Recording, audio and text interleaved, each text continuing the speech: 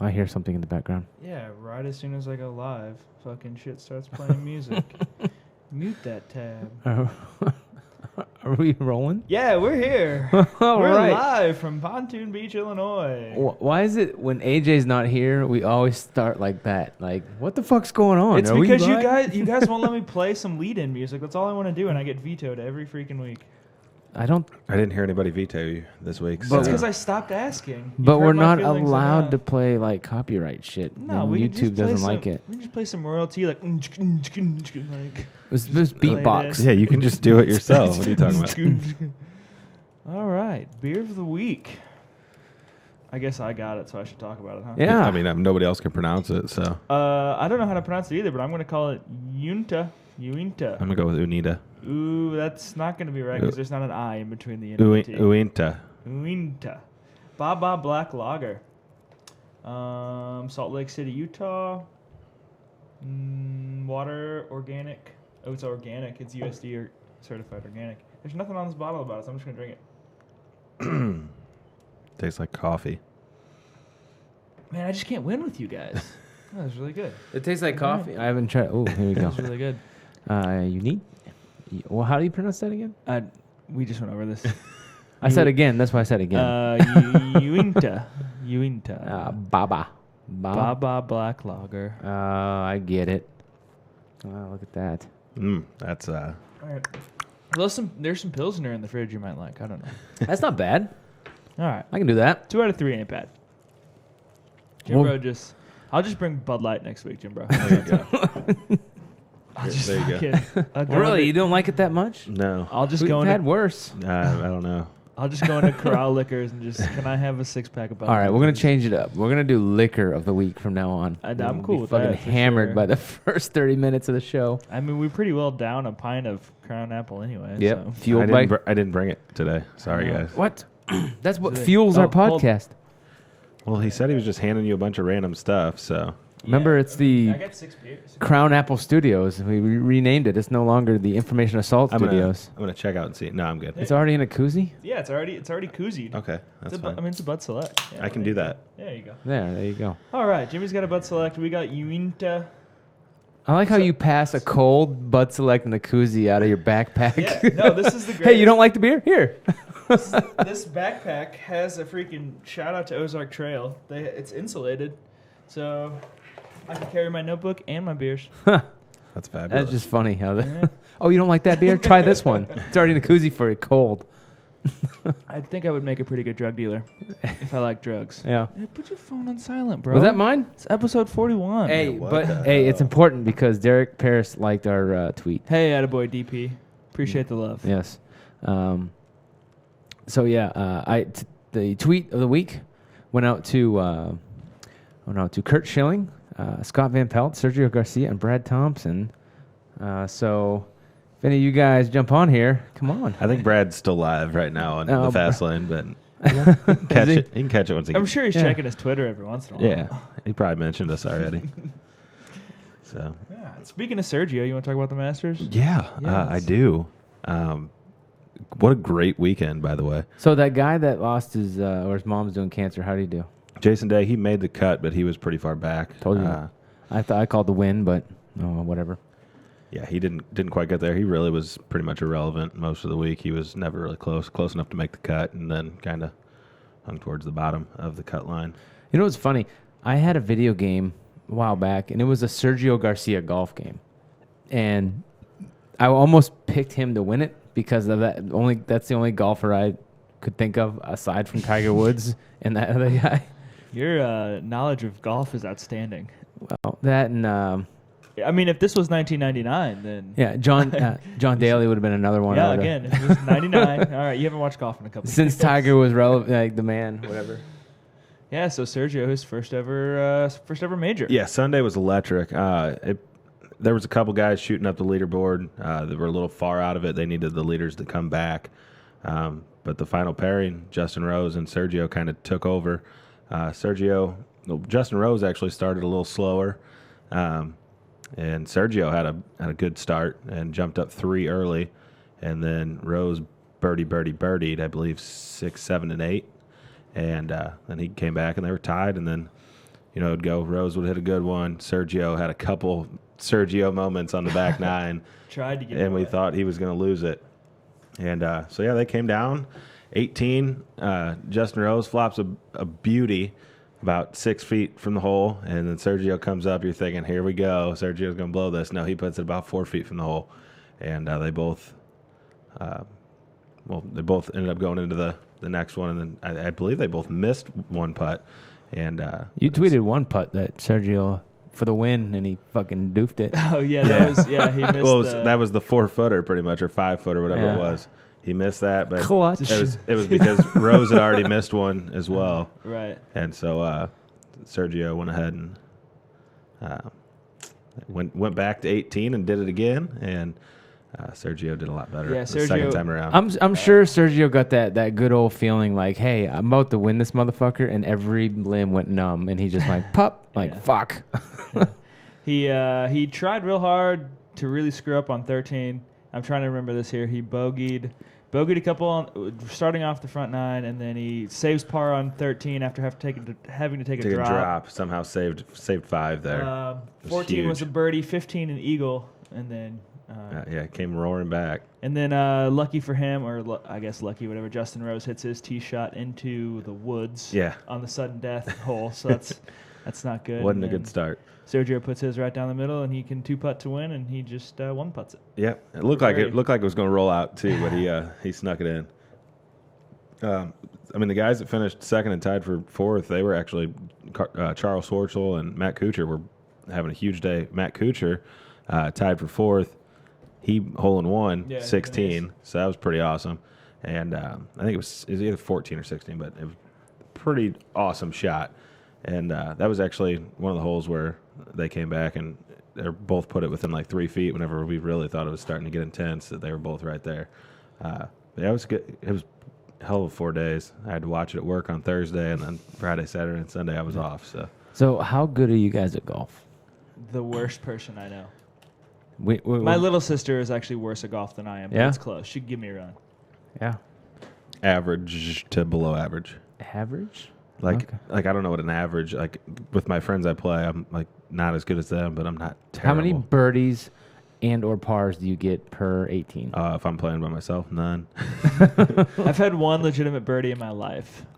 I've had, no kidding, a birdie attempt on all 18 holes. You would you- It's a really confusing statement. Like you've only played the same 18 holes. No. I've attempted for a birdie on every hole. I haven't like, made it. On what course? Like what do you mean? Every course. Every course I've attempted a birdie. Yeah, but you didn't make it because I didn't make it. Everybody attempts a birdie there shot. You go. Okay. Yeah. See, gotcha. no, I've actually probably really had. confused for a second. I've It was way over my head. I've birdied a couple. You know, I probably have like 2 pars around. You know, but the rest are like snowmans, like 8s or whatever. Yeah. There'll be two rounds. I'll be like, or two holes. I'll fucking all of a sudden become like Tiger Woods. Yeah, I mean, usually whenever Tiger I Woods play, today though, not Tiger Woods back in the day. Usually whenever I play, I'm playing in like a 4-man scramble or 2 and 2. There's been a few in those situations where I've parred by myself, very slim to maybe like 2 or 3 as a few, but Yeah. Now I'm not very good by myself. I'm a very good putter and a very good chipper. Everything else is all over the fucking place. So we should go golfing sometime. Yeah, we definitely should. Yeah, That would be a let's do fun it. video. Yeah. I'll drive the cart. But other than that, I mean, your big names. Spieth fell off like a freight train on Sunday. I believe he finished at plus 11th? Or no, he ended up sneaking up to -1. He finished strong towards the end. But Ricky Fowler ended up dropping off. He was -1. He was right up there at the beginning of Sunday. Rory McIlroy ended up at -3, so he came back, but he was pretty far back to begin Sunday. And then obviously we know about Dustin Johnson slipping and falling and making it to 1. And all my DraftKings accounts I tried to switch, and I thought I did, and I guess I did not click save because he was still in half the lineups I had, so that was a tough one to swallow. But yeah, I mean, it was a hell of a tournament. Very exciting. Good for Sergio. He deserved it. And on his role model, Sevi Ballesteros, I believe it's pronounced, he won on his 60th birthday, so that was pretty cool. Yep. Do you know how many major attempts it took Sergio to finally win one? I saw it.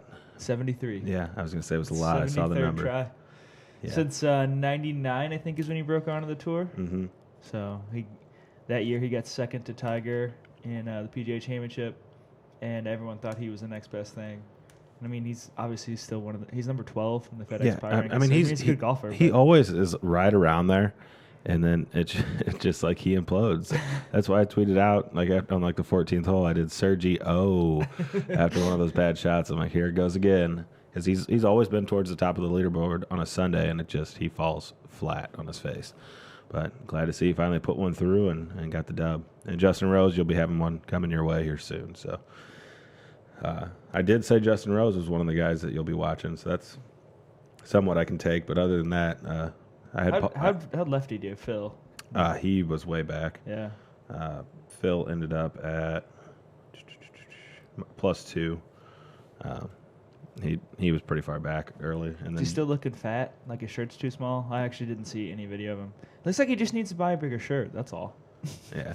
And Jason Day ended up tied for 22nd +2, but on Saturday was his bad day. He fell back pretty far on Saturday. Well, at least he made the cut. Yeah. So it was pretty exciting. Big names that didn't make the cut. Really weren't a ton of the big names that didn't make the cut. Patrick Reed played terrible first 2 days. Bubba Watson did not make the cut. And Zach Johnson, former winner, also did not make the cut. And Danny Willett, who won last year, did not get a chance at repeating. He was missed the cut by 1 at +7, so he did not have a chance on the weekend to repeat from last year. So it was a good tournament, though. Fun to watch.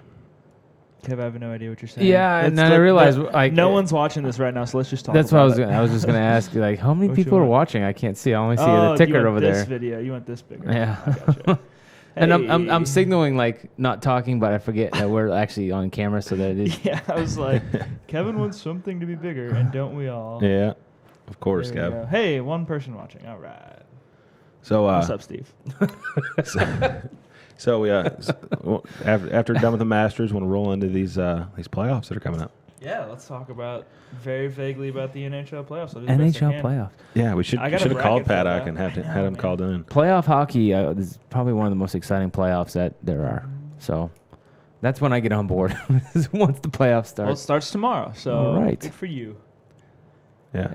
My prediction for the local folks here that are listening, Steve. The Blues, since, that's probably where we're going to go, since he's got his Blues hockey shirt on. Oh, that's what I meant to wear tonight. They will. I think they will beat the Wild. Wild have been struggling down the stretch. I think they'll beat them probably 5 games. Maybe they'll lose 1. 7 games. They're all 7, right? Yes. Yeah, that's what I thought. Unfortunately. Yeah. So the NHL and the NBA just love playoffs. Yeah. Just 7-game series forever. And then if they win that, wouldn't they play the winner of the Blackhawks or no? Blackhawks and Predators. Yeah. They will be an upset. They will beat the Blackhawks. Ooh. Really? Yes. Wow. I'm happy about that. So then who do they play? We'll figure that out as it goes because it's a long time. Okay. Yeah. There's some good matchups first round. Definitely going to the East. Pittsburgh, Columbus, 2 really good teams. Been really good all year. They got the best goaltending. Sergei Bobrovsky has been an absolute stud all year. Pittsburgh missing Chris Letang, probably going to be out for the entire playoffs. It's going to be a big loss for him. I think Columbus can pull that out. It'll probably go 6-7 games. But that'd be probably, in my assumption, the most exciting first round series. Definitely, you have Sid the Kid, who's 29. I think he's still a kid. Yeah. Still probably the best in the NHL, leading scorer against arguably the best goalie this year in Bobrovsky. I have the Blue Jackets with the upset as well. Yeah, I think full strength. I think it comes down to Bobrovsky. I'm gonna get it right one of these times. Bobrovsky. Uinta. outplaying Matt Murray, or if they go with Marc-Andre Fleury, but I think Matt Murray will probably be the go-to guy. I think Columbus can pull that off. Washington, Toronto back into the playoffs. Austin Matthews, a very exciting player. I think Washington's going to be too much for him. I agree. And that So then it comes to Washington, Columbus. Yeah, real quick, I just wanted to mention that the Capitals have kind of had their struggles since Ovechkin in the playoffs. That is, since the Ovechkin era began. This is one of the first years where he kind of took a step back, whether intentionally or not, and didn't score 50 goals. You know, he's like in the 30s. And Yeah. TJ Oshie's right up there too, and I think that's probably a little bit better for them. They're not. It's not all Ovechkin or nothing. So I mean, obviously they've had great players in the past as well, but a little more sharing the puck, and I think it's going to be a lot better for the Capitals this year. Yeah, I agree. So we'll go up. We'll go up to the Atlantic then. Montreal is playing a really tough wild card, and the Rangers. Lundqvist hasn't been as great as usual this year. He's been hurt. I'm assuming they're going to go with him still. Their backup goalie's played really well, but Carey Price in Montreal, that's going to be a tough matchup for him. What are you thinking there? I'm going to go with Carey Price and the Montreal Canadiens. Yeah. Yeah, I like Carey Price. Ever since he got ran over, though, by Cam Janssen one time, and that's still one of my favorite hockey highlights of all time. He was way out of the crease trying to clear a puck, and Cam Janssen came down and ran him over. But I think he's one of the best of our generation, so I'd like them to beat the Wildcard Rangers. Yeah, I agree there, too. I think it'll be a close one. They might extend it 6-7 games, make Montreal work for it, but I like the Canadiens to pull that out. And then Ottawa and Boston. Ottawa kind of snuck in. They won their last couple games, but they lost like 6 or 7 before that. I think I like Boston. I like their goaltending better. We'll see though. Craig Anderson's back full strength, and he's playing really good before he took that leave of absence to be with his wife who has cancer, and now he's back and he's been playing pretty well. So we'll see. But I think Tuukka Rask in goal. They got added experience with Backus. I think the Boston should be able to handle this series. With Bax and Tuukka. I'm really upset I didn't wear my Backus jersey tonight, by the way.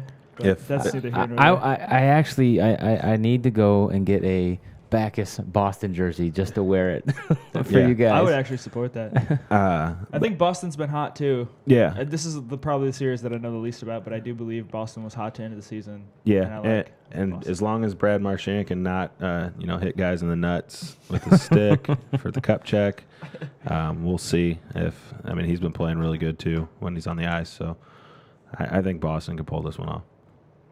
So that takes us to Washington, Columbus.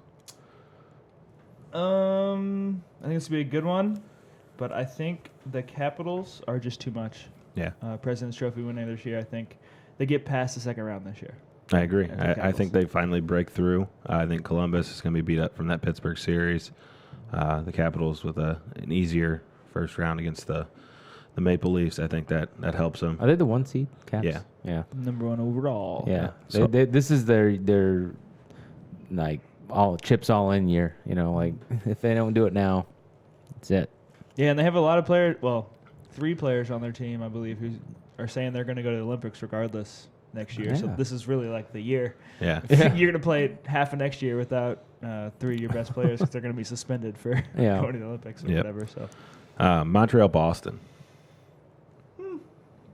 Honestly, don't know, but I picked Montreal. Yeah. I like the Canadiens. I'm sticking with Carey Price. Yeah. Tuukka Rask has been almost just as good. They had the same goals against allowed.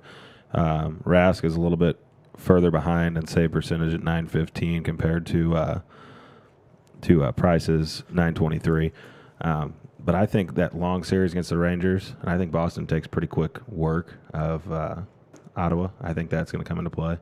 I like Boston in the upset against the Canadiens. Okay. I think either Backus, Shattenkirk, or who's another former Blue out there in Oshie. One of those 3 are going to win the Stanley Cup this year. It makes it easy because there's only 2 teams. Yeah.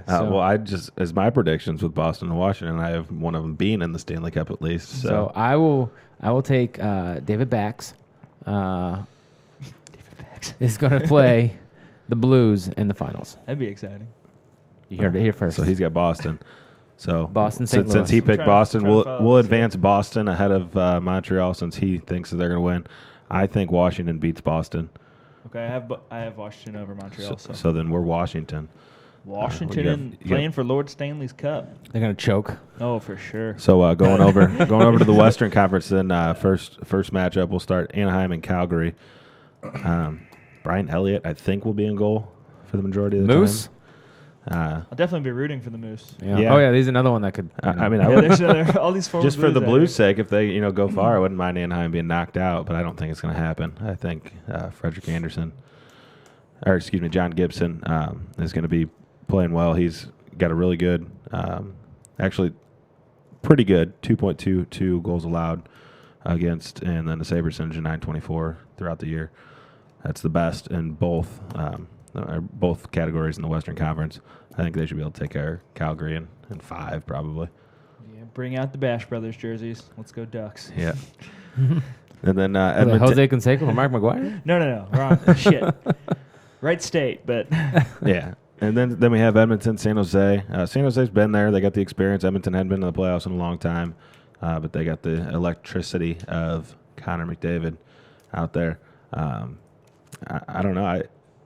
You would think San Jose with their experience, but they've been falling pretty bad. They looked like about a month and a half ago they had the 1 seed locked up in the Pacific, and they took a tumble almost to the 4th seed. Calgary almost got past them. So, what do you think?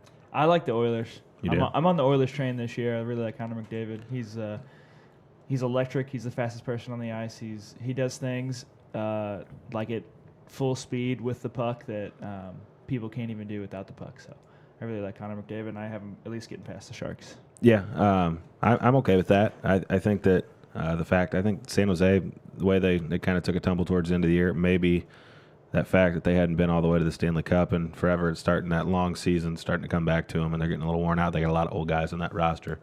So Edmonton, yeah, I mean, you always got a chance. We got Joe Thornton on the ice, but yeah. So we'll see. We'll ride with Edmonton there, and I think that'll be a long series too. Probably 7 games. It's exciting to have. After last year, we didn't have any Canadian teams in the playoffs, and now we've got 1, 2, 3, 4, 5. 5. So sorry, Vancouver. Sorry, Winnipeg. Didn't make the cut. I'm Team USA all the way, but I think hockey's better for having Canadian teams in the Yes. playoffs. So at least we'll have 2 of them advance. We'll have Edmonton there. So then going on to the Central, Chicago, Nashville. I always think that Nashville presents a really tough matchup for the Blackhawks. That's just me, not just because I hate the Blackhawks, but I always think Nashville pushes them to the brink. Kind of as you saw 2 years ago, they almost snuck it out, and then the Blackhawks went on to, I believe, win the Stanley Cup 2 years ago. So, yeah, I believe this is correct. The Blackhawks have played the Predators in the first round twice since 2010, and both times the Blackhawks have won the Stanley Cup. So yeah. So they're happy about that. They might have been close. The Predators might have been close to beating them a couple of times, but Yeah, I fucking hate when Chicago teams are the best. But Well, they have a double racist mascot, Blackhawk. So, I mean, double which- racist. But no, I definitely think the Blackhawks get past this series. It may go to 6 games, but I think they're just a little bit better. Pekka Rinne has not been the same. He's been all right, but he hasn't been the same. Shut down what's Pekka his Rinne. name? Pecker? Pekka Rinne. Oh, Pekka. I thought Yeah. you said Pecker, man. I'm like, damn, dude. The dude named Pecker? He got to be a tough guy. And we'll see this. The joke was with Shea Weber and PK Subban, the trade for swapping those 2 guys, Montreal and Nashville. Who's going to end up going further and win the trade? We're going to have to go with Montreal wins with Shea Weber because we have them advancing further. Is Pecker on that team? He's in Nashville. He's on okay. Nashville. I'd go for Pecker. And then Minnesota, St. Louis. I like St. Louis. Yeah. They've been one of the best teams since February 1st. One of Since- the best defensive teams, which is I always find not always St. Louis's brand of hockey. So I always find it funny when they trade away a superstar, and then all of a sudden they're good. Like what? But what in the world? well, But I as don't know I was Shattenkirk. talking- Were you talking about Shattenkirk? Yeah. I don't know if he's a superstar. Yeah. He is- And he the is. thing I think we expressed is how he was. I think this was with Andy Hanselman. Might have been last week with Kaiser. Just the weakness that he showed. The weaknesses he showed that were very easily seen in that playoff series against the Blackhawks, and especially against San Jose, is just his defending got him beat and gave up goals that were solely on him. Isn't he a defender? Yeah, A scoring defender. That's kind of yeah. So, but his offense was not there either. So I almost think it's going to be better in the playoffs, just in case he falls in another one of those slumps and is almost useless out there. Yeah, I mean, when you have a guy that's position is a defender, and he doesn't defend, it's not very good. I think this year as well, with Jake Allen for sure being the guy. Yeah. The last 2 years, it's kind of been, Jake Allen. Who's going to be our goalie? Is it going to be Brian Allen? It's going to be Jake Allen. So I think this year, for better or for worse, Jake Allen's finished the season strong. I think him being the number one guy, getting that vote of confidence is going to Now, the goalie coach is Martin Brodeur. Mm-hmm. Right. And it's as soon as Yo made that move, we're like, let's pitch the other guy because he ain't working out because you might as well not have had a goalie at one point in time because that's the way they were scoring. And all of a sudden, Brodeur takes over, and I don't know what fucking pixie dust he put on Allen, but holy shit, he's been playing really good. So, and to my understanding, he's making all of the goalie decisions. It's Mike Yo's not even involved in the goalie. It's just which I mean, if you got freaking Martin Brodeur on your staff, you should probably just let him go ahead and make the decision. Well, he was up there as like the assistant GM or whatever previous to that. Mike was like, "Hey man, I need some help." Yeah, but where I'm at, I mean, I think Minnesota was kind of falling back towards the end of the year. The Blues were surging, and the fact you have Mike Yeo going back into Minnesota, knows all those players, I think that's going to be the extra beneficial factor for the Blues in this series. Minnesota's like 8-16 down the stretch or something bullshit. I mean, that's kind of limping into the playoffs. Yeah, I mean, they were kind of like San Jose where they looked like they had one locked up, and then the Blackhawks went on a run and they took a tumble, and the Blackhawks ran away with it. So I think this will be a tough fought series, but I like the Blues probably in 6 games. Do you think it helps that the Blues got rid of Backus and Shattenkirk and guys that were the one and dones, and then that these young guys, Tarasenko's been there, but like Oshie, they got rid of all these guys, and now it's kind of like fresh. It's a fresh pack. I mean, it's good and bad. I think Backus is the one key that really you miss in this time of the year, just because his presence in front of the net. He kicked ass last year in the playoffs. His presence in front of the net. There's really not a guy that you can replace him with that's on the Blues roster right now. I mean, you can say leadership-wise. You can say, leadership-wise, I mean, you can say David Perron or Patrick Berglund can fill that role, but I mean, losing guys in front of the net to deflect passes and stuff, it's just they're playing a different brand of hockey now because they don't have those guys. Yeah. I just thought it was interesting. They kind of purged the old hats and. We got the fucking Blackhawks and the Blues again. Yeah, of course. I'm telling you, man, Blues are gonna beat them. There you go.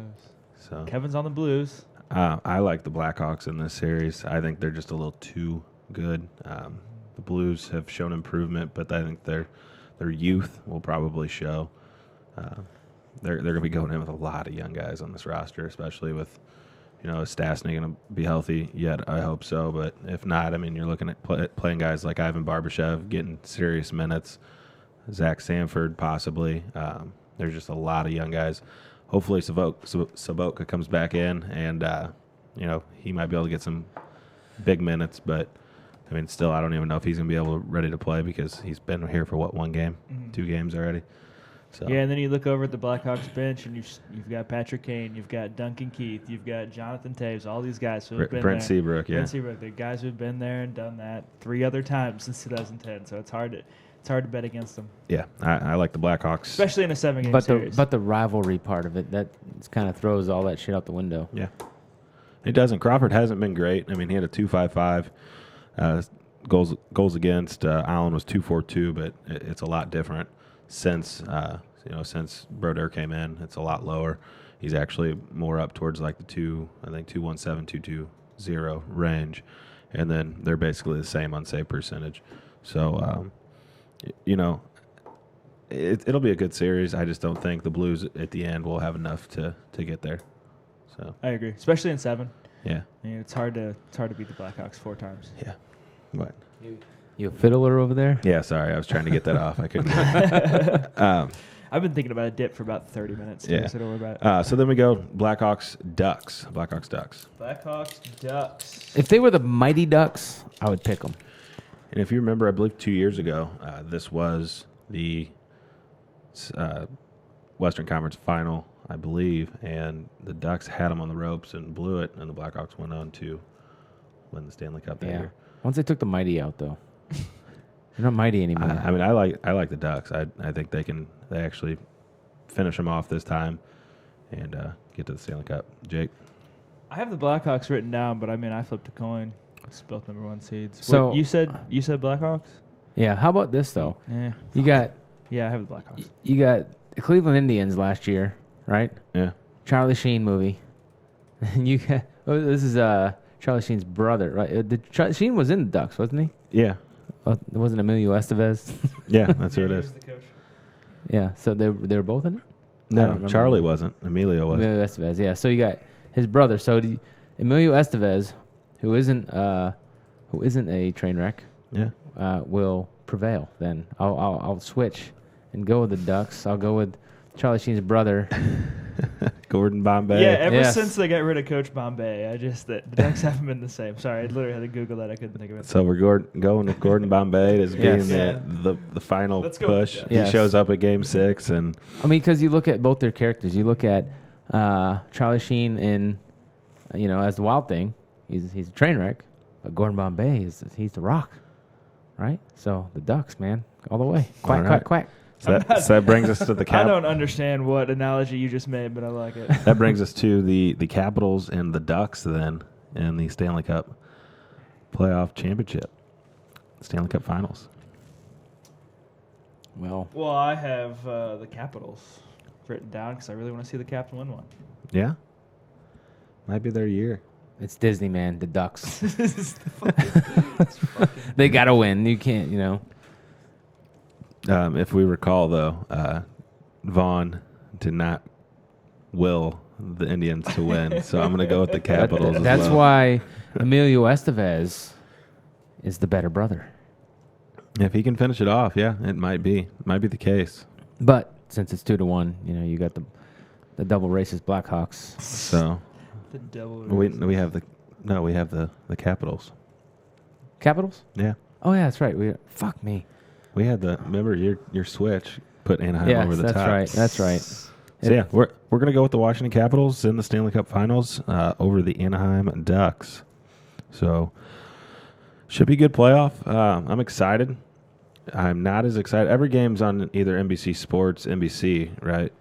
They don't have nothing's on Fox, is it? Because Charter Communications is really fucking us over right now. They're taking away Fox Sports, Midwest, and Really? FS1. What?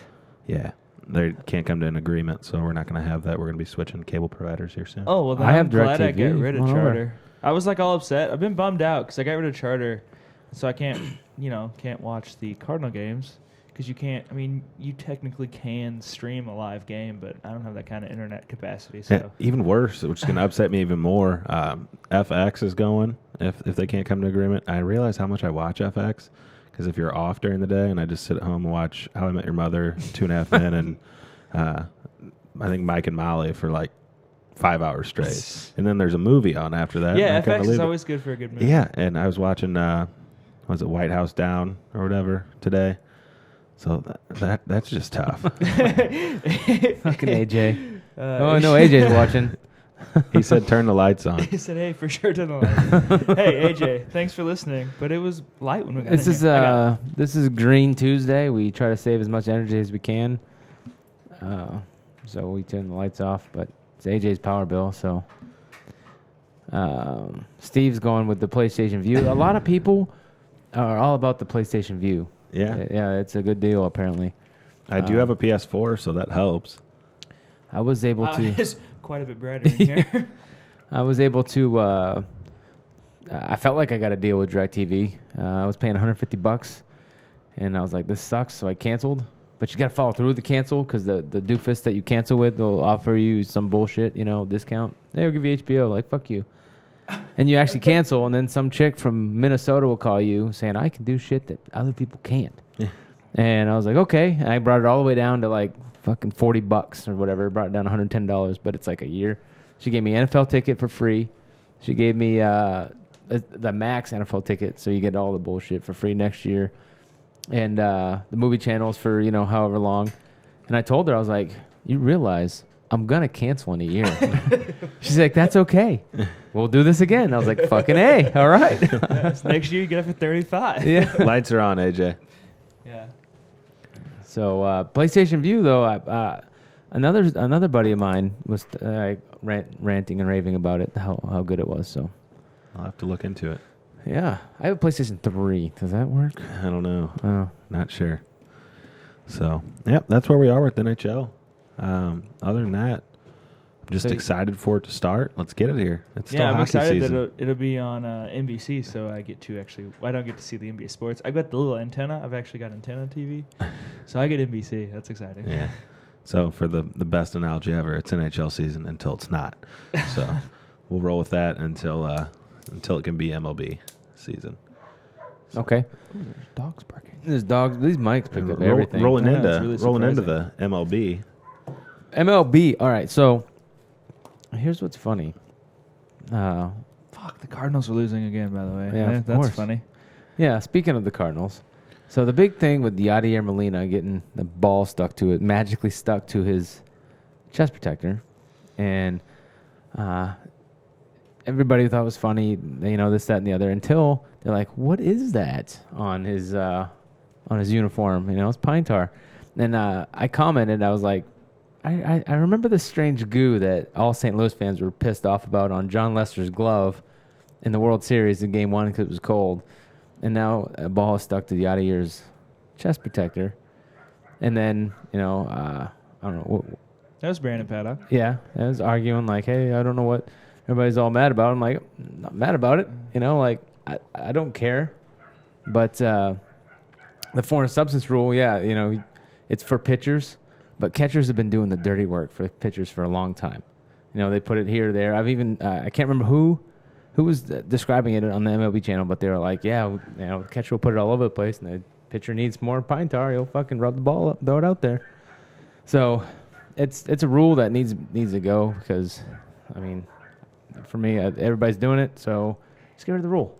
Yeah. Unless you want straight fastballs all the time, I especially was in cold really, weather. I was upset about that inning too. It was one of the few games one of the 2 games I've seen on TV this year. And Brent Cecil's in. He gets the strikeout. Molina can't find the ball, so the runner gets the first, and then fucking Kyle Schwarber hits one goddamn out of the park. A bomber. Yeah, so it really changed the whole inning. No, it was a walk. It was A walk and then a bomb. and then a Kyle Schwarber freaking moonshot. So I was not happy about that. How does it get? I know how there's a bunch of pine tar on his chest. I get it, but I've never seen that before. I've seen it get stuck in people's jerseys, like a third baseman will go in his Yeah, I jersey didn't or see it something, live, and but- they're like, got stuck in his chest protector. So I'm like, Yeah. oh, okay, yeah, I got caught up underneath it. No big deal. No. Nope, just chilling in front of it. No, there must have It's been the a big craziest goop thing. of it on there, and he just the craziest thing. Yeah. I don't find it was just an unfortunate situation. I don't think it's a. yeah. I'm not gonna lose. I'm also a pitcher, so I'm not gonna lose any sleep over it. Yeah, nobody cares, and I think it's funny how people like to get all huffy and puffy about the rules and and that. So I just think that's a rule that needs to go, especially this early in the season when you're playing in cold weather. You can't get a grip on a ball. Some people go overboard and say, well, they'll hit every batter. No, they shouldn't be in the fucking major leagues if they can't throw a ball down the strike. It would just be a flat fastball every time. Won't have any fucking spin to it. But Just as you say that, though, Gritchick just bombed one out. Yes, Gritchick, attaboy, man, I Randall. like that guy, Attaboy. Randall. Speaking of rules, did you see that Rob Manfred wants to limit the amount of pitching changes per inning that are allowed? I don't think it matters. I don't like. They want to show. We're going to shorten the game 5 minutes. Like it's already 3 hours long. 5 fucking minutes isn't gonna matter. No. Like leave it alone. Baseball. Like to the baseball fan, the people that actually watch the shit and are gonna keep watching it, know it's 3 hours, 2 and some change or whatever.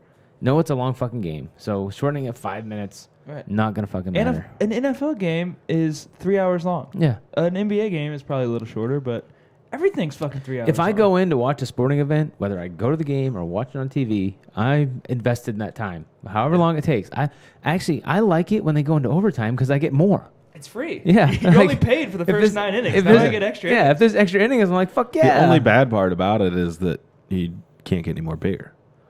if you're at the game, Yeah. or you could get those little like suntan lotion flasks that bring in the game with you, or Yeah. But those are cool. Yeah, no, that's definitely Those are cool. definitely something. Yeah, I mean, I just with this sense, I mean, it happens. It everybody knows it happens, and I mean, I don't see anything wrong with it necessarily. Now, going back to the John Lester thing, I mean, if it's something on his, which wasn't proven or anything, but I mean, if you can tell that a pitcher has it and he's using it personally, that's a little bit more worrisome than just a catcher, because it's allowed for catchers. Yeah, it's allowed for everybody to use on their bat, but if you are doing it to help the pitcher, it's the same thing as a pitcher using it. Will you ever prove that? No. I just like a lot of fucking bar guard on my uniform. You know, like you see it gooped on the hitter's helmet and shit, you know. But yeah, like the Yankee pitcher that had it like clearly on his what was it, like his neck or something. He's like Pineda. Yeah, it's like, yeah, okay, you know, like, all right, you're clearly not hiding this, and you have to go. But just get rid of the rule. Fuck it. Agreed. It's okay. Agreed. What else is going on? Is it too early in the MLB to talk about the MLB? No, Yeah. you got my Red Sox, sick as The fuck. Bo Sox, They all are the flu. flu bugs. They got like the team. I don't know who's playing the Tigers next, but that team wants to that locker room fumigated because everybody's fucking pissing out their ass and out their fucking puking and everything else. So yeah, the start of the season, I think it's funny. Like Cardinals, they're getting their ass kicked by Reds, who I said we're gonna suck this year. Boston, slow start, you know, but they always have the argument: do these games matter in the beginning of the season? You know, like, well, they matter when you're one game out at the end of the season, but I don't really think a slow start doesn't really matter because you have time to catch up. At the end of the season, you know, when you lose those games, you know, you can't really say, well, you should have won in the front. Like, you have time. You have 160 games, you know, so slow starts, don't panic, especially St. Louis fans, because, you know, everybody wants to jump off a cliff after, you know, oh, fucking hit a home run, we're down by 1. Fuck, season's over. Yeah, I think the only worrisome thing in these first 8 to 10 games, you can see if there's really a huge issue that's been constant almost every game. And so to reference the Cardinals right now, I think their bullpen right now is a little worrisome, just for the fact that I don't think there's been a pitcher in that bullpen that has looked good since day one. Mm-hmm. Brett Cecil's been awful so far. Sungwon Oh's been awful so far. Who gave up the runs? Did Rosenthal come in and give up? He just came back yesterday. Just yesterday. So I mean, I guess they did give up. The 14. question I have is, they were inconsistent last year too. Not the bullpen, the team was like just sputtering, and they're starting to be inconsistent this year. Does that fall back on Matheny for not being able to? Well, it could. I mean, I get things think going? right now, I mean, the lineup wise you're putting out there, there's no reason Matt Adams should have started 3 or 4 games already in left field. He's not a left fielder. You can clearly see that. Yeah, some he of the made a fielding really mistakes. bad play on that. He on the doesn't Pine need to Tar be game, out there yeah. every day. You can maybe replace, if you need to replace somebody in game for a couple innings, do an offensive replacement towards the end of the game. That never happens, or put him out there for the first 3 or 4 innings and then take him out so he gets 2 at-bats. But that's worrisome for me that he's playing this guy too much. You might see another Mozeliak, hey, we're going to have to get rid of this guy because he's playing him too much. Because he's a threat off the bench is what he is. Mm-hmm. You know Adams can hit right-handed pitching and fastballs in late inning situations. I can't remember who I was listening on the radio, but late inning situations, you're going to have a lot of right-handers throwing hard stuff coming out of the bullpen. That's where he's most valuable because that's what he hits the best. If you're playing him, full 9 innings out in a position where he's not benefiting your team, he's going to see a lot more left-handed starters, throw other things, and just predominantly you're going to have right-handed flamethrowers coming out of the bullpen. That's what a lot of the bullpens are made up of. Mm-hmm. Yeah, his bat's not good enough to justify him being out. in the field and being a liability. I mean, yeah. No, I mean, granted, that's what we all kind of thought. Now, Matt Holliday's bat did justify him being out there, and Matt Holliday only really made a couple bad plays. It just happened to be in the playoffs, so everyone kind of remembers that.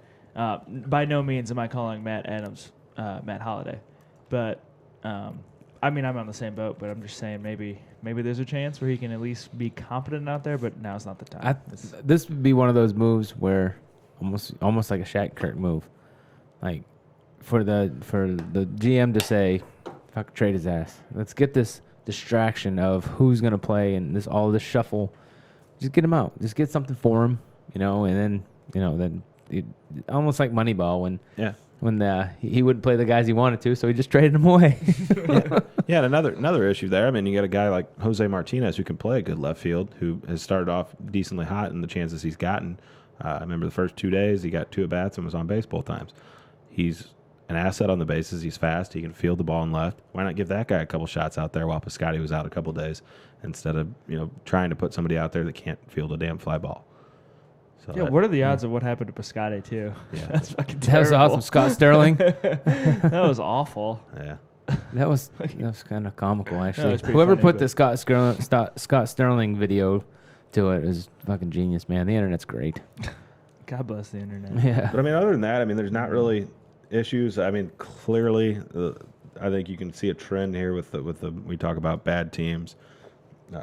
The Padres pitching being horrific and them already giving up a league high 42 runs in the Hell season. yeah. So that's going to be a trend through 8 games. They're averaging giving up a little bit over 4 runs a game.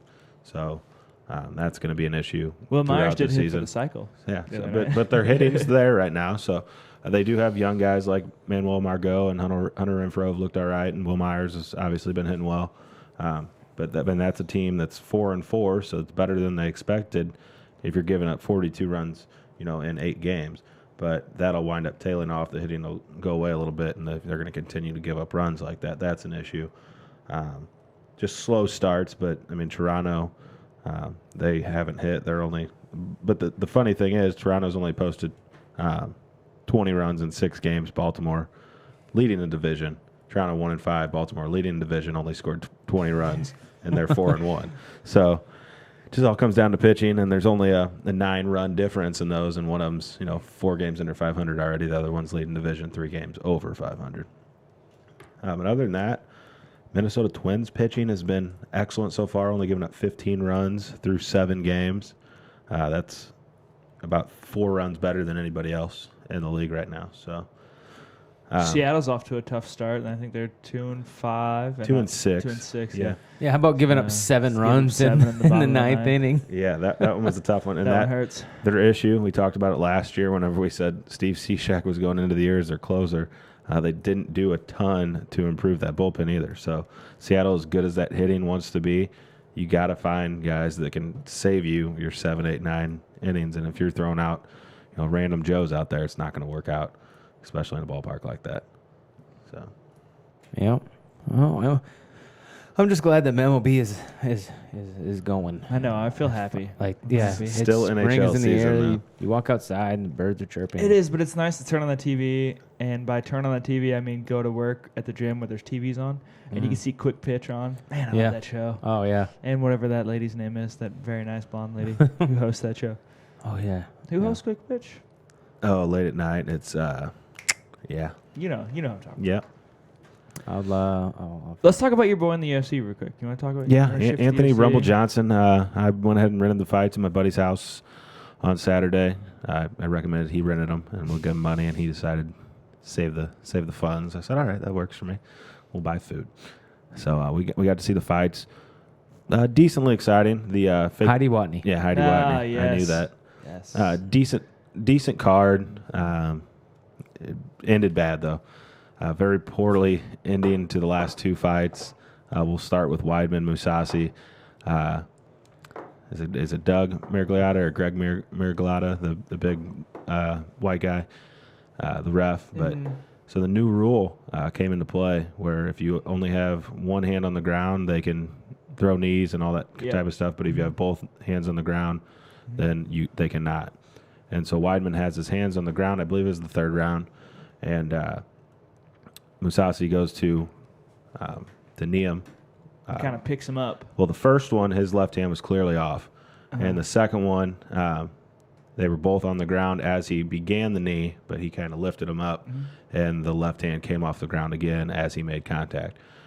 The ref, Miragliotta, got in there, stopped it, brought out the doctor, checked him. I don't know if Weidman was saying he couldn't fight anymore or anything, but it was taking forever.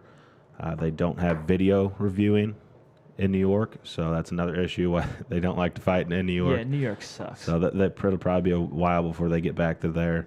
But they ended up. Is that Is that a rule in New York, or is that just they don't have the capability? They don't allow video review in New York for MMA.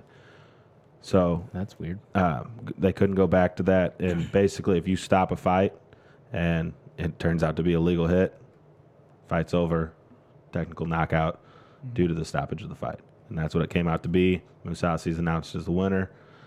His boys wanted to take his flag out and wave it everywhere, and he's telling his corner to put it back. I've won this on bullshit. So he already called for a rematch, and Weidman was pretty upset. And Joe Rogan did a good thing, showed him the video, and he's like, all right, I guess I was wrong. You know, I thought it was a legal hit. And so. Yeah. Joe Rogan's really good at that. Yeah. He definitely made it a point that he watched it 20 times and knew what happened. So that was a good fight. It looked like Weidman was starting to toil a little bit, but it was going well. Thought it was gonna be a good card, good finish to the card, and then that happens, and then come out the main event. And your boy, who you're so high on. I'm so high on Rumble Johnson. First round, he came out, first 45 seconds to a minute throwing, and then gets close in the clinch with Cormier. Wants to try and take him down. He did get him down twice, but he didn't keep him down. And just his corner, you can hear him screaming, get back, separate. He won't do it. So in comes, I think Cormier ended up getting him a little bit. They went back and forth on the ground. So then comes the second round. Johnson comes flying out, a couple kicks, breaks Cormier's nose, it looked like. That's time you have to pounce and not pounce by getting up top. Start throwing those faraway shots, and he didn't do it. He got right back inside, tried to take him down, got him down, and Cormier bounced right back up. And the next thing you know, he's turning the tables. Johnson's in the same position he was in fight one. And I don't know. It didn't look. I don't understand why you try to wrestle with an Olympic wrestler. Once he got that elbow underneath, it was less than 2 seconds before Johnson tapped. He knew it was done. He didn't even want to fight it. A little disappointing from my corner for that one. Question. Are you allowed to tickle? Like if they got you and you can't get out, could you just give them a little and then... Cormier does look like a guy that'd be ticklish. Yeah. It's possible. We'll have to look. Is that an unwritten rule? Like don't walk across the mound, in baseball, no? We'll have to look when you're into out. it. Okay. I want to look at that. Yeah, you go ahead and look that up. One thing I want to mention, so Rumble Johnson retires. So now in the last, I don't know, call it 6 months. Or longer than that, I guess. If you go back to whenever Ronda Rousey lost to Holly Holm. That was pretty much the fall of Ronda Rousey. She came back and lost again. She's pretty much done. And then Holly Holm has been on just like a 3-fight losing streak since then. So you were thinking maybe Holly Holm takes Ronda Rousey's place. Doesn't happen. Loses to Miesha Tate. Miesha Tate retires. Conor McGregor becomes this huge star. Conor McGregor is a two-weight class champ. He says he's probably gonna take a year off. His son's being born. Anthony Johnson retires. My point is, the UFC is an organization that's been built on stars. Yeah. And they just recently sold, WME bought them for $4 billion, and now they're kind of losing stars rather quickly. What do you think about the state of the UFC? I think they might be. There's always guys. There's always Stephen Wonderboy Thompson. There's always Cody Garbrandt. There's always guys who are there, but a lot of the big name guys are kind of they're all leaving. UFC's better for the non followers when there's a huge name. Like when Rousey was at the top of her game, when what the fuck's it, like Conor McGregor I think is one of those guys that would draw his people, but now he's taking a year off. He's taking a year off. He's trying to do this bullshit with fucking Mayweather, which will probably get a lot of money, but yeah, it'd be great for Conor, but it won't do anything for the UFC. Yeah. Yeah. Okay, so the best I could find on tickling, is Yahoo Answers. It says, is it legal to tickle your opponent in the UFC? It says, no homo, but I was thinking this, blah, blah, blah. The best answer is, that is a great and hilarious question. And really, I'm not sure. I think it is legal, but if you tickle your opponent, your contract would probably be cut. You would probably be known as that gay tickler guy for the rest of your life. They call you Mr. Tickler. Yeah, and you just prove that you have no balls. LOL, that would be hilarious if that actually happened. Yeah. What do you think about the state of the UFC? Well, the issue, name me a weight class without Rumble Johnson there. Yes, John Bone Jones and Cormier is going to be the next fight for the championship belt there. But behind those two, who's exciting in that weight class now? You just saw in Rumble that weight Johnson class, knock out nobody. Gustafsson, Teixeira, Manoa, and Bader, who's gone now. Those are the next three guys. He's knocked out three of those guys already. Gustafsson's had his chance. He's not. I mean, he's not going to do it. Nobody's excited to see him fight for a title shot again. Manoa was, I guess, the biggest name there. Yeah, But I mean, he didn't look that impressive. It was a year and a half ago or 2 years ago whenever he fought Rumble Johnson, but he has been improving a little bit. But at the same time, I just don't see any excitement. 205 really does nothing for me. I mean, Ovin St. Preux, he's obviously a really good athlete, but he's lost to John Jones. He's lost to everybody that he's beat. So Yeah. no, that's not true, but he's lost to more big names than he's beat. Yeah. The goal. There's nobody else in that division. So further down, the Gold Digger, that's the name of the guy. He says, tickle a guy. Well, that'd have to be that sounds to be rather odd, but it just might work, particularly the feet. Can you imagine there if the guy just grabbed the guy's feet and just started tickling him? I don't know. So 205's in trouble. Heavyweight. I mean, Miocic, I like Miocic, but outside of that, there's not a it's ton of getting excitement. pretty thin. Name me you got- excitement. Verdum, Velasquez, Overeem. I mean, I'm always excited to see Cain Velasquez. He might be making a comeback at the title shot. I think he might actually. Do they have a heavyweight title shot lined up? Yeah, it's What? Miocic and I think it's Verdum too. and Verdum too. Okay, I think so. that's I think exciting. that's- I mean, Velasquez is exciting. Shit. I mean, other than that, though, I mean, Andrei Arlovsky, he's like my father's age. yeah. I mean, you go in and then you go into Travis Brown has been terrible. He's lost 7 fights in a row. Yeah. I mean, then you go into the middleweight class. You have Bisping on top. It's expected to retire here soon. They got GSP going to fight him. I mean, Yoel Romero's kind of exciting, but he just got caught for PEDs, didn't he? Or has been in the past. Yeah. Jacare's kind of fun in that division. Luke Rockhold's. Obviously, I think Luke Rockhold probably got caught by Michael Bisping. I think that was kind of a fluke that he. So, I mean, he this lost one that might be fight. the most So exciting middleweight's a class. little exciting. Because that Weidman Musasi fight was pretty good before that, and those guys are 4 and 5 here. So, I mean, that'll probably happen again, and so you won't see any movement there anywhere below that. Yeah, lightweight's kind of rough. I'm not a big fan of the lightweight. Featherweight's. I like bantamweight. You know, you got Dillashaw and Garbrandt going at each other. That'll be and I'm sure fun. Cruz will get another shot because besides that, you got Sun Tzu and I mean, other than that, I don't really know anybody that's.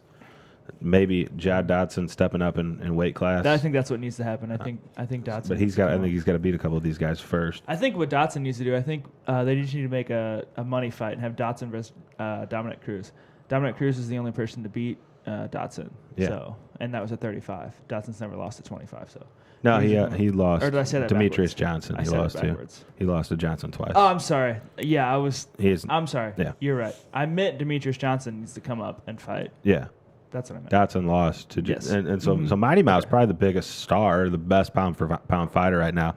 Maybe He doesn't sell pay-per-views though. He doesn't. 125-pound fighters like. And maybe Cody all the skill. maybe Cody Garbrandt takes over if he becomes dominant in that position. I mean, your featherweight class is pretty much non-existent right now. Aldo hasn't fought since the McGregor fight. Yeah, I mean Conor took that division hostage whenever And he decided to Max go Holloway is the interim champion now. There's just not a ton of excitement at all in that weight And class. then 170 welterweight. is Tyron Woodley. I mean, he's exciting. Although I will say that Donald Cerrone's fighting Robbie Lawler for just in a fight. That'd be exciting 170 fight. One name I want to bring up in this, he absolutely dominated Sean Strickland, I believe was his name. It was Kamaru Usman, and he's undefeated so far in UFC, and he dominated on that card on Saturday. Should be really excited. I think I can't remember who else he called out. He said he called out maybe Damian Maia, and he said he's already got a fight booked. So then he called out Neil Magny. So I think Magny's another guy that can be coming up in that weight class, but the winner of that fight. Damian Maia is definitely a killer. He just strangles everybody. But I think that's who he called out, but is already fighting somebody, whether it's probably Thompson would be my guess. They're going to have him fight him. But Neil Magny, up-and-comer too. I would like to see the winner of Usman and Neil Magny maybe move up and get a bigger chance in this weight class. Maybe the winner of Cerrone and Lawler. That'd be a fun fight. Yeah. So I mean, there's a couple good fights. This weight class isn't bad by any means. I definitely think that the Fertitta brothers got out at the right time, for sure. There's just not a lot of depth right now. And if you go into the women, that's even worse. And it's so unfortunate, man, this Reebok deal. I don't think the Reebok deal is something we've talked about much on this podcast.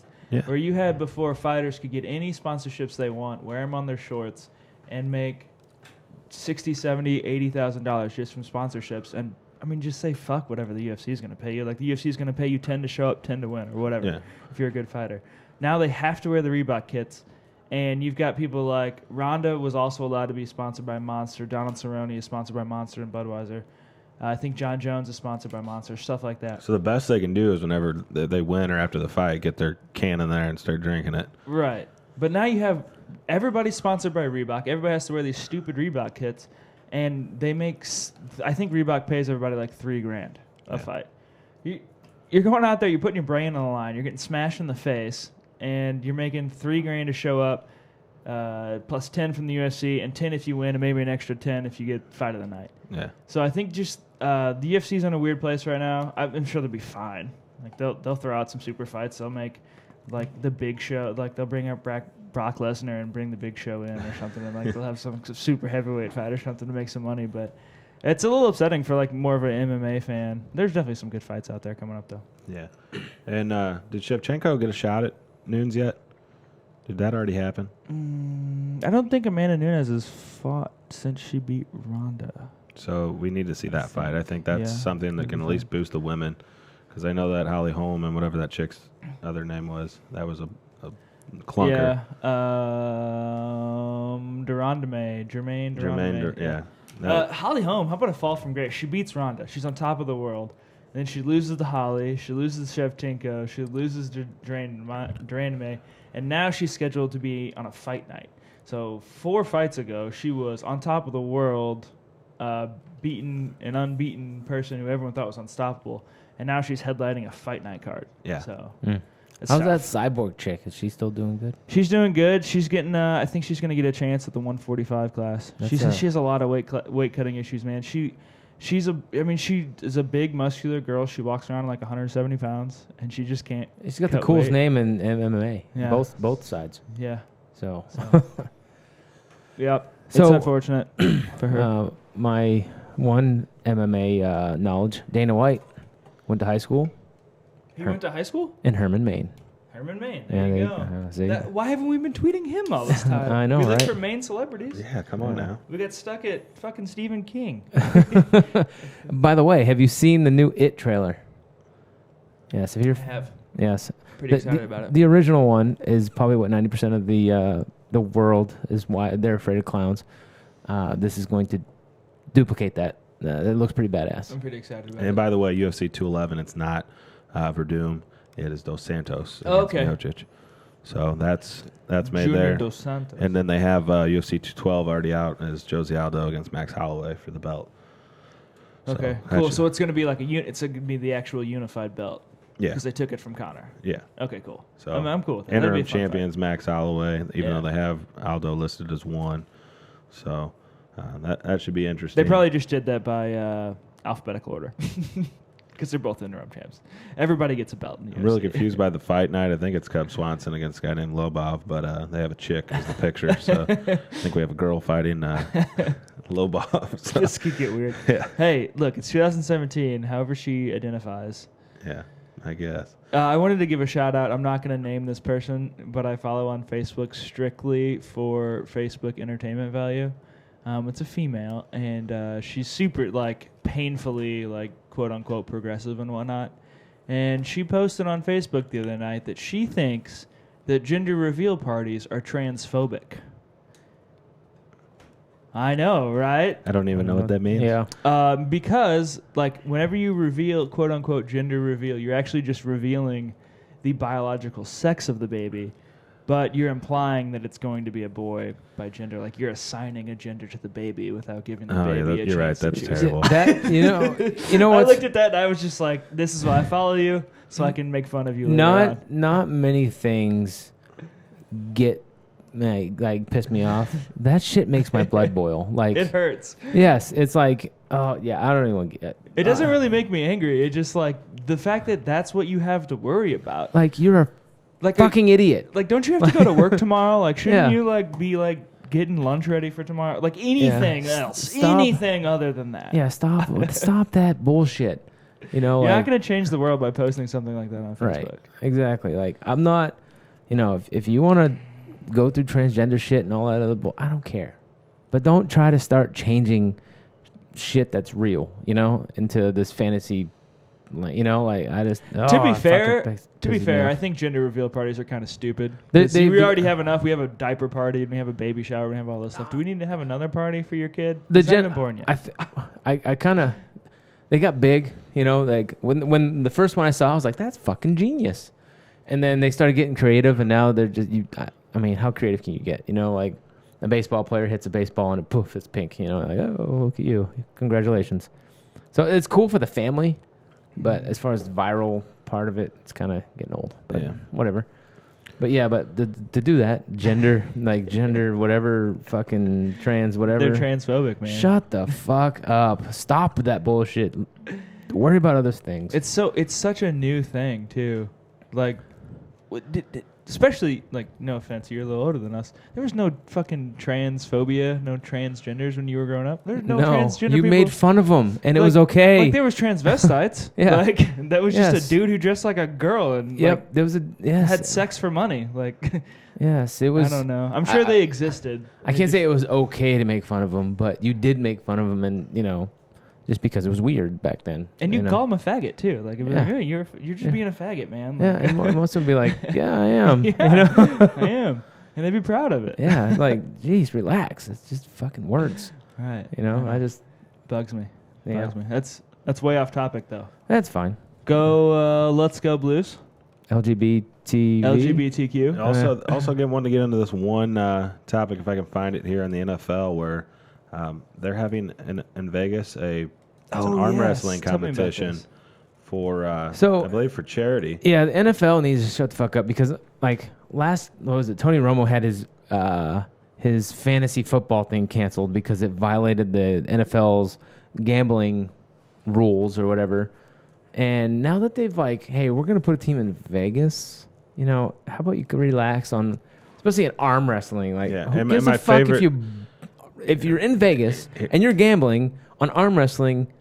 And it's okay. Here's the issue too: is the number one name listed. I'll give you guys two guesses. Oh, I know. I've read the article. Who's the number one name listed? Is it Harrison or Lynch? James Harrison, of course. Of course, James Harrison, Mr. Goodell's, Mr. Fine Guy, probably behind Vontaze Burfict. I'm sure his name's in here somewhere too. I want to see how Marquette King does, actually, the Raiders punter. He's in the contest. I like him. Too. I like a punter with some flair. He should be on Dancing with the Stars. He's for sure. probably a first-round matchup. But I know Harrison. Marshawn Lynch was in there as well, but he's technically retired, even though he's coming out. Well, he's not as gay, but he's coming out of retirement. Yeah, I think he's going to go ahead and arm wrestle and then sign. I think that's probably what his go-to is. And he don't give a fuck either, which I like about Lynch. But they said if he doesn't go to the Raiders, he's going to go to the Patriots. Like, holy shit, you know, good for those guys. I think he'll go Raiders because he's from Oakland. They've only got a few more years there, and he's only got a few more years. Yeah, so. I think he'll finish out in Oakland before they leave, and that'll be it. Yep. This is breaking news that I just got from Bleacher Report as an update. The Oral Roberts University, I guess or is it University of Oral Roberts? Are they going to the Missouri Valley Conference? No. Are they a dental school? Their president, very rich school. Their president told their head basketball coach not to recruit players with tattoos and to give them a quote-unquote faith test before he offered them scholarships. So they no longer have the Missouri Valley offer. Yeah. That's terrible. Oral Roberts, a good basketball program, too. They went downhill this year. We were last place in the Summit League. Perennially have been good, though, in the past. So it's tough. It's a private school, religious school, not that big a population, very good academically. So, I mean, I guess that's what they want to do. They're not worried about sports. Go for it. But you guys can be fucking 5-22 and not have anybody come to your games then. Yeah, when your school's first name is Oral. Yeah. Also, Zach Collins did officially declare for the NBA draft today. Did he sign an agent? I don't know if he signed an agent. That's a good call. Oh, Zach Collins. Yeah, I mean, he made his mark in the tournament. I figured he'd stick around for another year. They still have a lot of talent there and some unfinished business, but you go, you go. I'm coming out. I think to mention real quick, something fun's going to be watching Mizzou here in the following days because Jeremiah Tillman decommitted from U of I. He's a 7-foot stud from East St. Louis. Funny thing is, Quanzo Martin, new coach of Missouri, is from East St. Louis. So just odd how he kind of decommits and opens up the process again. So he'll probably be making his way to Missouri. They also held 2 other individuals. They already, you know about the Michael Porter Jr. that he committed to Mizzou. Also held 2 other top 50 guys with Michael Porter on the visit. And one of the guys already committed, said that was the place for him. So Mizzou coming up hot with Quanzo Martin. Also, Mark Smith from Edwardsville still available. He's looking at Mizzou. But rumor mill that he may have committed to Michigan State. That is just rumor, but that's been floating around. Yeah. So Missouri will be good for 1 year. Yeah. And then, although I guess Quanzo Martin might open up a pipeline to East St. Louis. Yeah. There's always talent coming out of there. So we'll see. Other one, if Tillman does not go to U of I think SLU would probably be a landing spot just because he was rumored to be going to Althoff to play with Jordan Goodwin. So Yeah. Staying on basketball, I've got a question. How the fuck is there an MVP discussion in the NBA? With Russell Westbrook averaging a triple-double for the season, the only second player to ever do it, and breaking other historic records in the process, making the playoffs with no KD, how is it the discussion between him, James Harden, just because James Harden, he averaged a double-double, led the league in assists, and his team is, doing better. They get a higher seed. And, obviously LeBron's in the conversation as well. How the hell is Westbrook just not hands down like, here you go? I think I have the same, and to start off with, I agree with you, Russell Westbrook, MVP. And I think he'll end up winning it. But I think every year, I always think that he's the most valuable player. So he's the most valuable player to his team, as opposed to in college tournaments, you get the most outstanding player. Right. So I think definitely Russell Westbrook would win MOP, most outstanding player. But is he more valuable than Kawhi Leonard?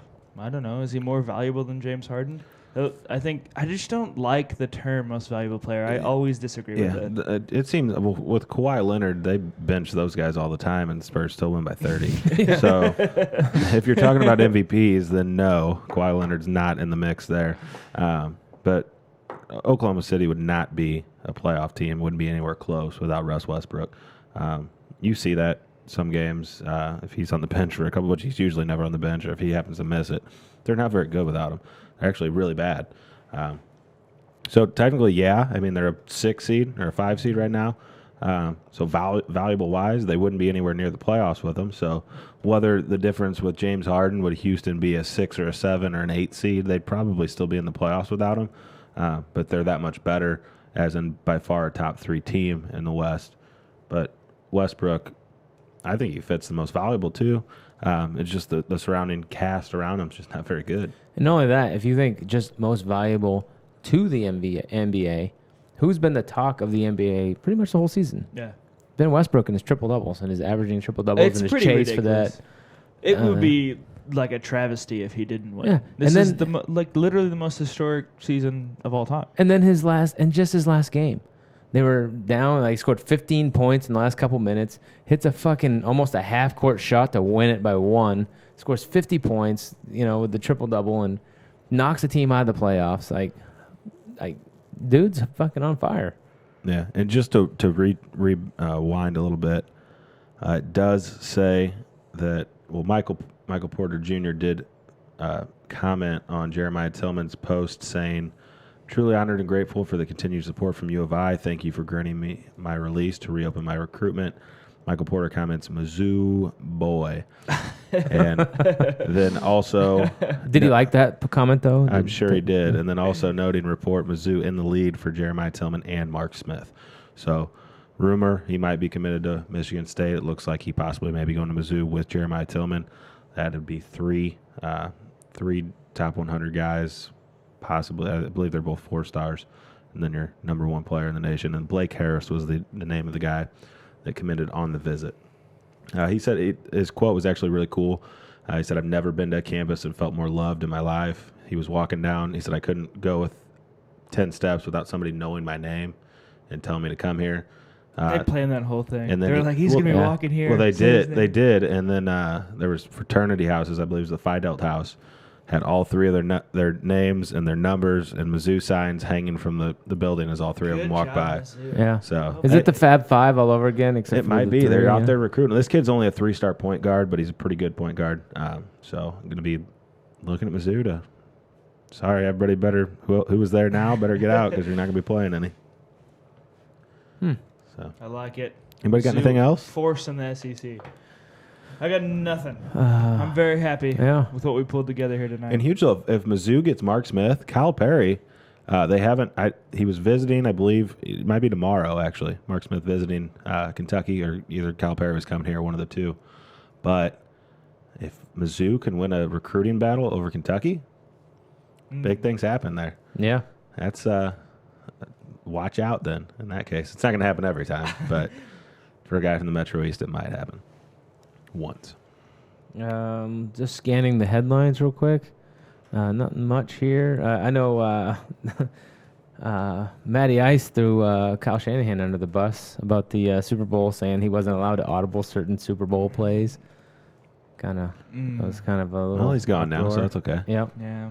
While we're on topic of NFL, real quick, shout out to James Laurinaitis. He retired today after 8 years in the NFL. James, I know you're listening. So yes, shout James out, Laryngitis. Nice job, buddy. Big stud for the Rams while they were in town. One of my favorites. We're going to miss you. Hopefully you go make a WWE career with the Legion of Doom, just like your dad did. That would be awesome. That would be fantastic. All right, now I believe it's What a Rush. Then they play the music. We could have cued that into.